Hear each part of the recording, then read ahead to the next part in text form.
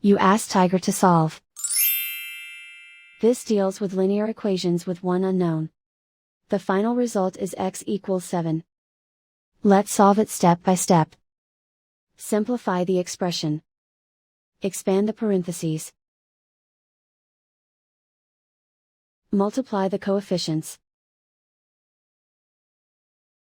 Simplify the arithmetic. Combine like terms. Swap sides.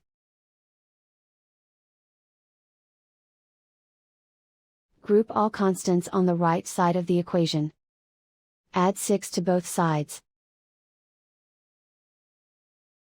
Simplify the arithmetic.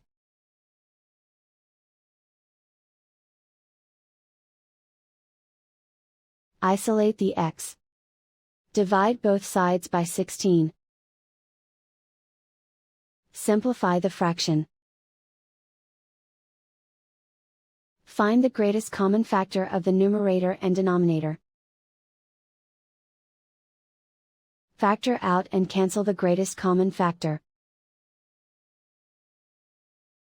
And so the final result is x equals 7.